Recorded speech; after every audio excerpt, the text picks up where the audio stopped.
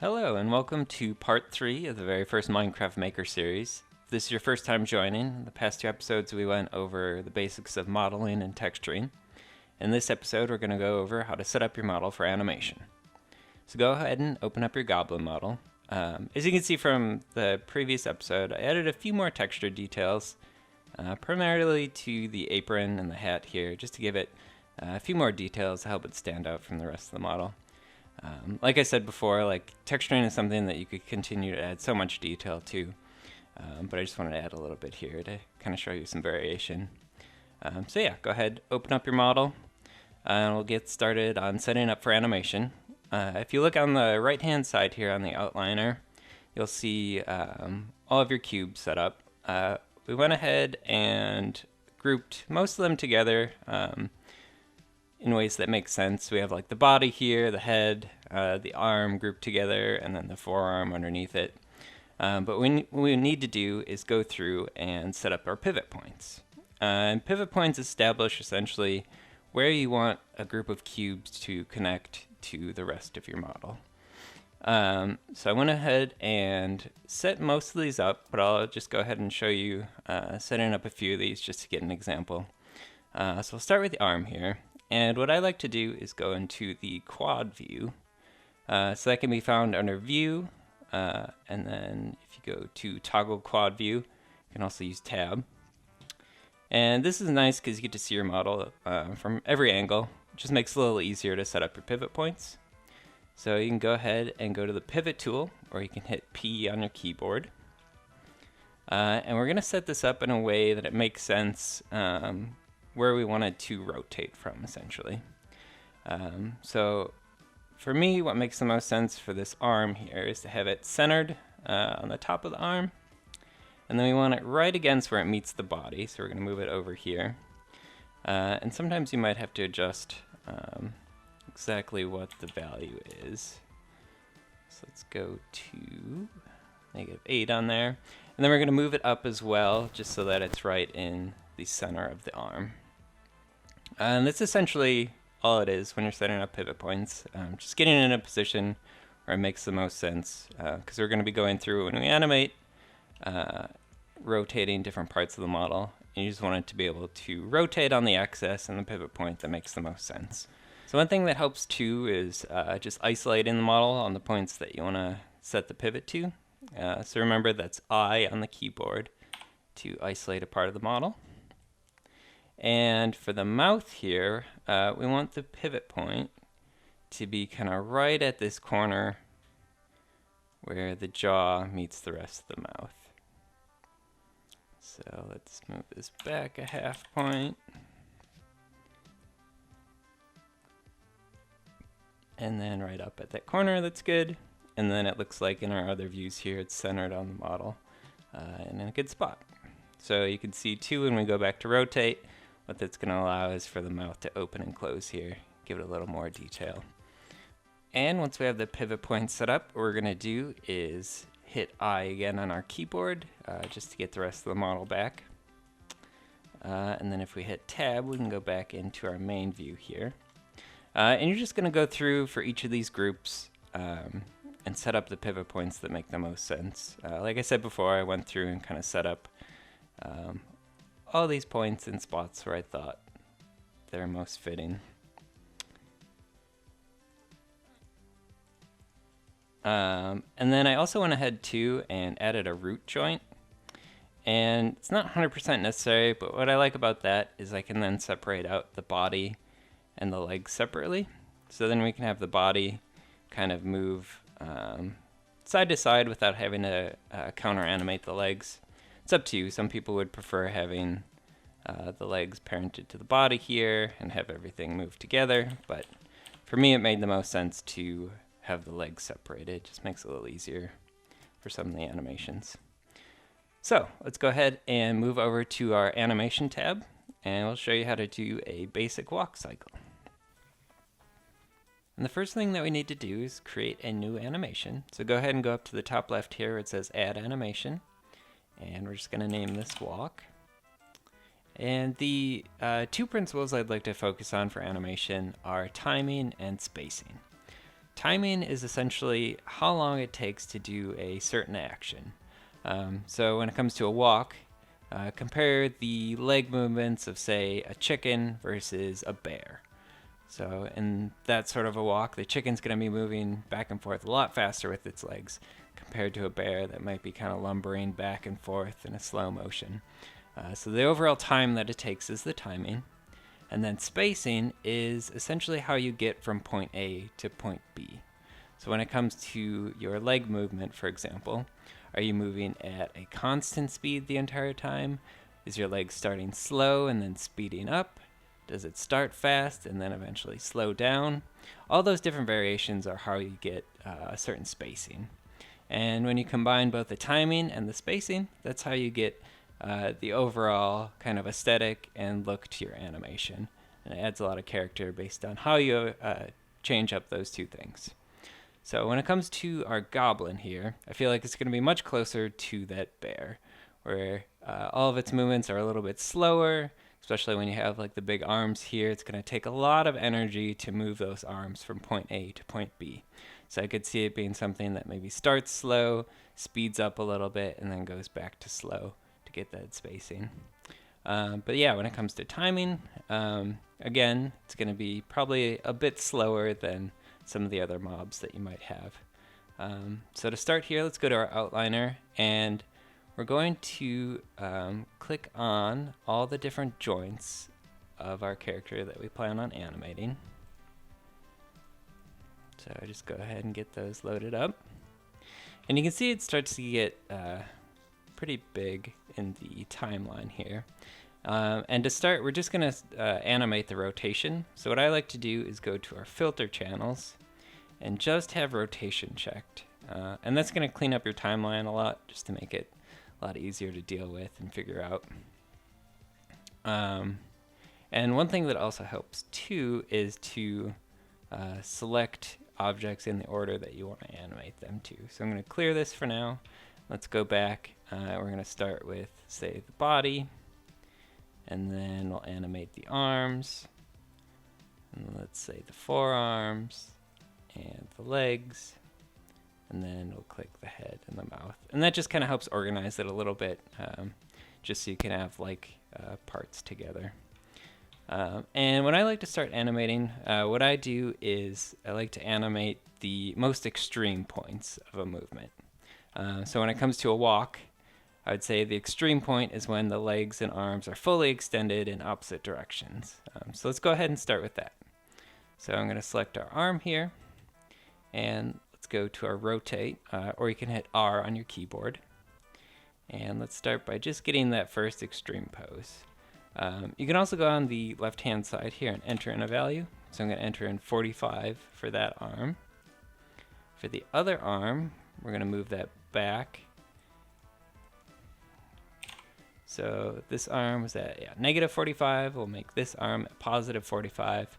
And then we'll go through and do the same thing for the other parts as well. So for the forearm, I think I'm going to keep it straight when it's in that back position. But then for the other forearm, let's bend it forward. And just to keep it simple, let's just start with 45 for that as well. And it's good to set a keyframe on the other forearm as well, even though you didn't move it, just so that it stays in that position. And then similar with the legs, we're going to move those opposite. So move this one forward. We'll just do 45 again just to start. And then the other leg, we'll move that back. And again, you can just enter in that value just so you get the exact amount.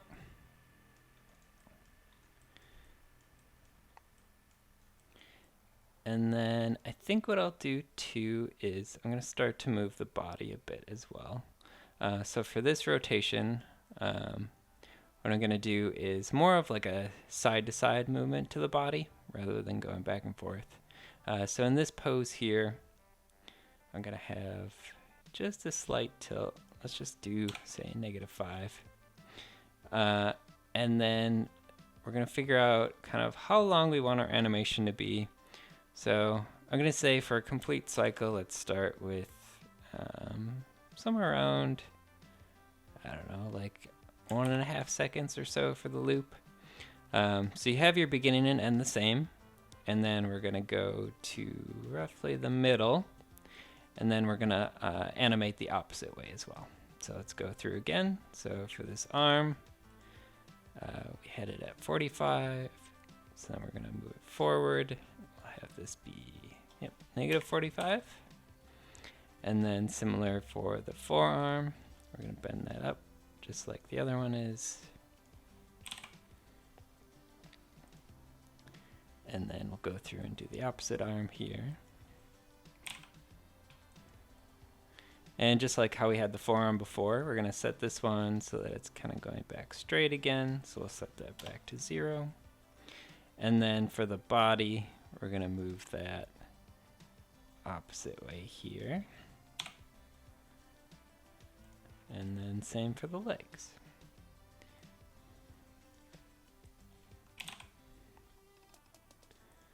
And it's good to keep everything kind of consistent to start out. Again, we're just kind of getting the timing down. So it's most important just to get the overall feeling of how long it takes to complete one walk cycle. And make sure you go ahead and play your animation as you go.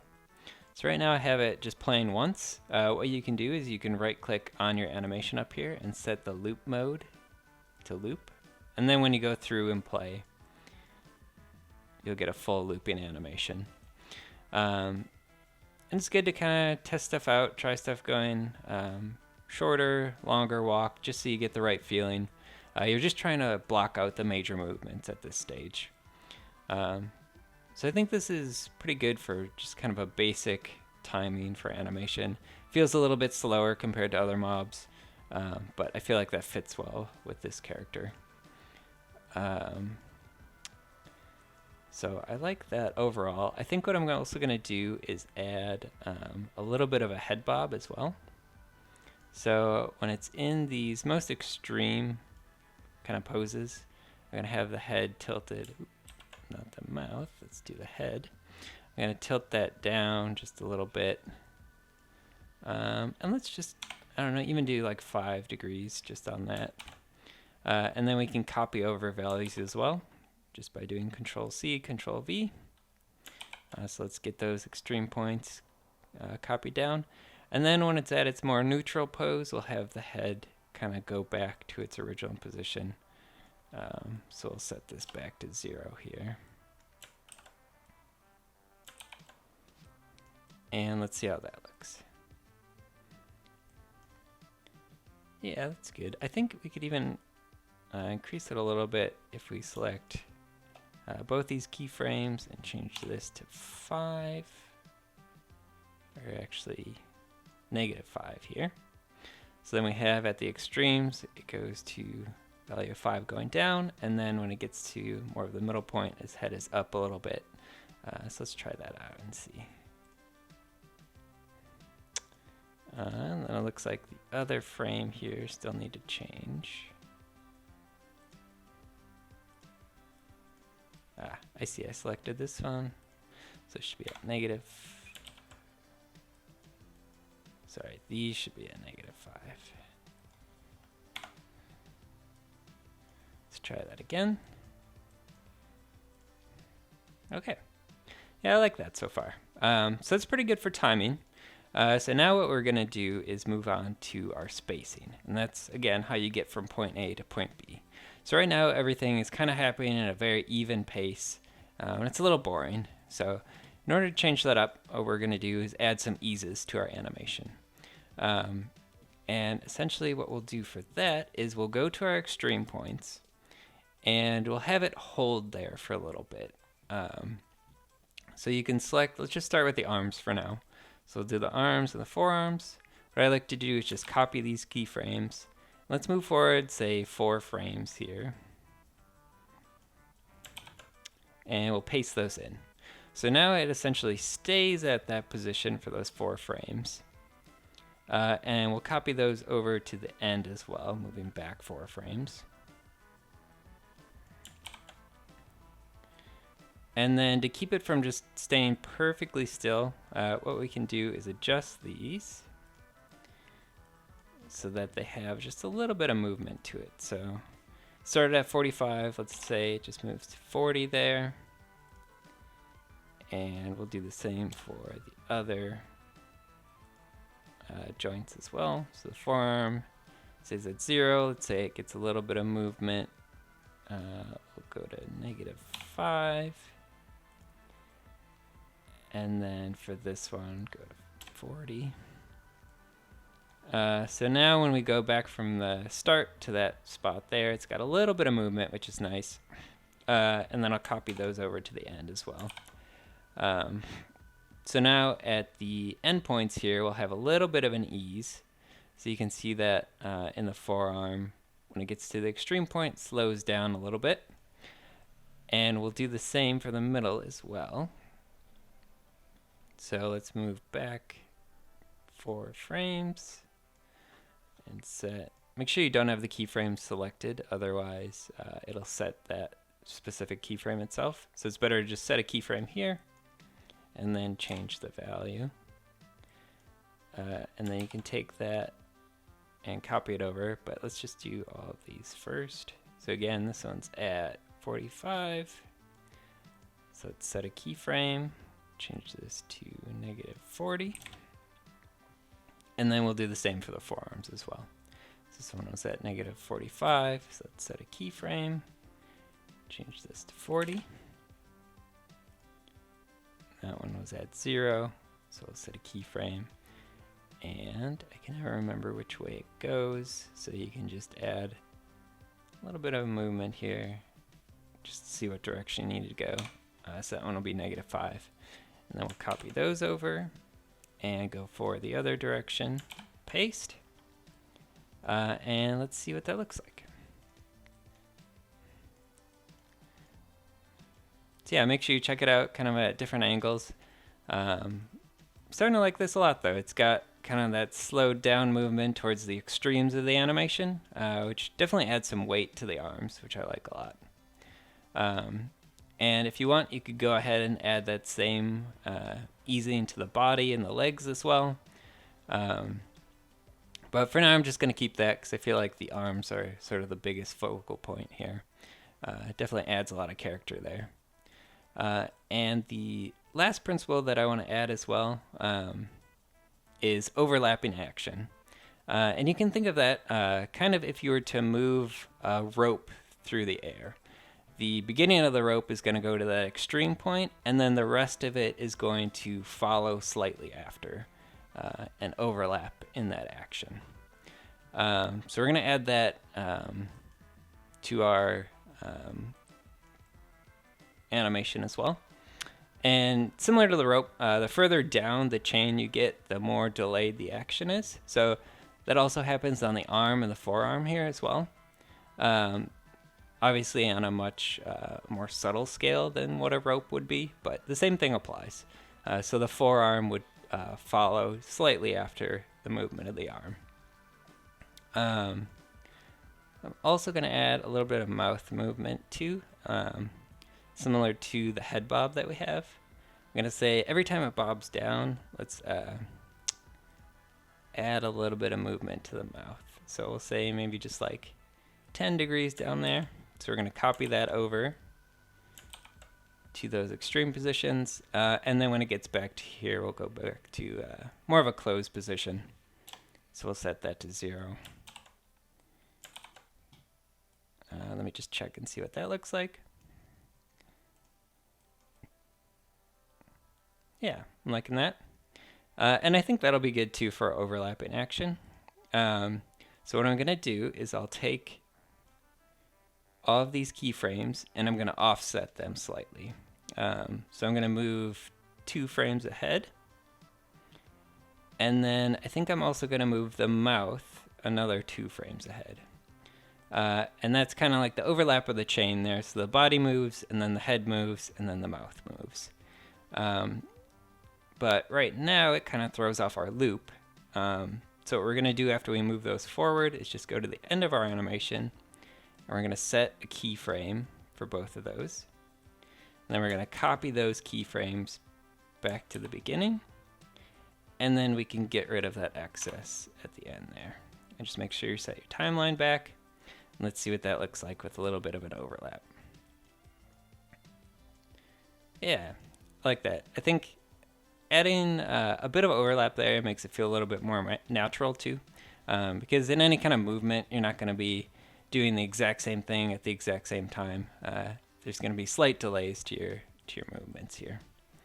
And I think I'll do the same thing to the forearms as well. So let's just move those, say ahead 2 frames. And again, we're going to go to the end, set your keyframe for both. Then we copy that keyframe to the beginning. And then we get rid of the excess at the end there. And let's take a look what that looks like. Yeah, so you can see it's pretty subtle, but as it gets to the end here, the forearm continues just a slight bit more after the arm stops moving. It adds a little weight to it as well, getting that overlap, which I like. And then I think for the very last step, what I want to do is add a little bit of up and down motion to the body as well. So let's go to our body, and we're going to have to add that back into our filter here. So let's hit position. And let's set a keyframe at the beginning. And then I'm going to copy over this keyframe to the extreme positions. And then every time it gets to that in-between stage, I'm going to have him move up just a little bit. And I feel like even 1 might be a little too much, so let's just change that to 0.5. And then we're going to copy that over to the in-between position here as well. And let's take a look what that looks like. Oops. And then, yep, make sure you move your timeline back here so you don't get a delay at the end. And it's good to look at it kind of at all different angles. But yeah, I feel like this is a lot of fun. It's got a little bit of a bob going to him. And again, we set up our timing to make it feel a little more weighty, a little slower in the movement, and then adjusted the spacing to add a little more visual interest with the eases. And finally, we added in some of that overlapping action just to make it feel a little more natural, a little more weighty. And yeah, this is, I would say, good for a very basic walk cycle. Again, you can add in much more detail similar to texturing, where you go in, add some more eases, more overlapping action. But yeah, I feel like that just about wraps it up for our Goblin here. Thanks for tuning in, and I'll see you next time.